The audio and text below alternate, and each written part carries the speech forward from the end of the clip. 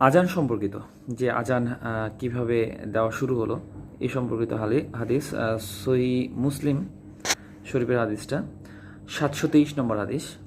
এখানে বলা হয়েছে আবদুল্লাহ ইবনু ওমর রাদিয়াল্লাহু আনহু থেকে বর্ণিত, তিনি বলেন, মুসলিমরা মদিনায় আসার পর একত্রিত হয়ে নির্দিষ্ট সময়ে সালাত আদায় করতেন, এই জন্য কেউ আজান দিত না।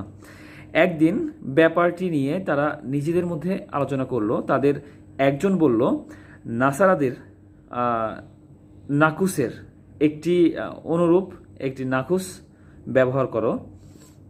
তাদের অপরজন বলল, ইহুদিদের সিঙ্গার অনুরূপ একটি সিঙ্গা ব্যবহার করো। ওমর রাদিয়াল্লাহু আনহু বললেন, সালাতের জন্য ডাকতে একটি লোক পাঠাও না কেন? তারপর রাসূল সাল্লাল্লাহু আলাইহি সাল্লাম বললেন, হে বিলাল, উঠো এবং সালাতের জন্য ডাকো। তারপর থেকে এই আজান দেওয়ার